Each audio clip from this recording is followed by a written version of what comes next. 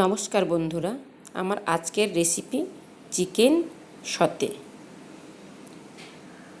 আমি কড়াইতে রান্নার তেল নিয়ে নিয়েছি।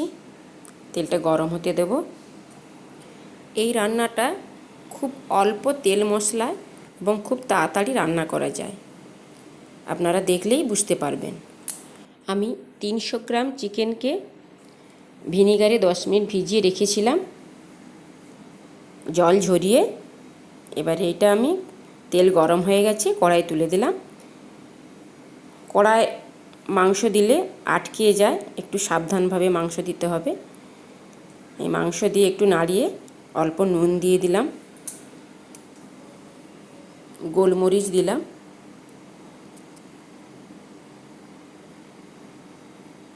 এটা হলো সয়া সস। সয়া সস আপনারা চাইলে 1 চামচ দিতে পারেন। সয়া সসে নুন থাকে, সেই বুঝে আপনারা নুন দেবেন এবং সয়া সস দেবেন। এবারে ঢাকা দিয়ে 3-4 মিনিট রেখে দেবো মাংসটা অল্প সেদ্ধ হওয়ার জন্য। এরপরে সামান্য একটু আদা কুড়িয়ে দিয়েছি,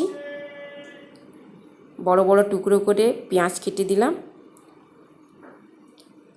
রসুন কয়েক টুকরো দিলাম, কাঁচা লঙ্কা 4-5টা চিড়ে দিয়েছি। অল্প করে সবগুলো ভেজে নেব। একটু নাড়িয়ে নিলাম। নাড়িয়ে বেশি শুকনো করলে চলবে না, মাংসটা সেদ্ধ হয়েছে কিনা বুঝে সেইভাবে নাড়তে। বেশি শুকনো করলে মাংস শক্ত হয়ে যাবে।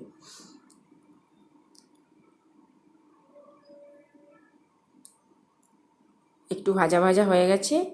এবার এতে দিয়ে দিচ্ছি আমি টমেটো সস। যে কোনো টমেটো সস আপনারা দিতে পারেন অল্প একটু। সব মশলা ভালো করে মিশিয়ে নিচ্ছি। দেখে নেব মাংসটা সেদ্ধ হয়েছে কিনা। চিকেনটা আমার সেদ্ধ হয়ে গেছে।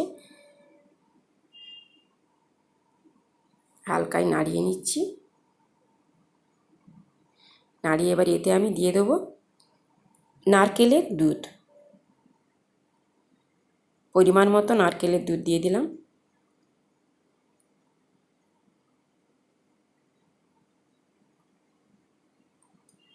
ঢাকনা দিয়ে ঢাকা দিয়ে দেবো।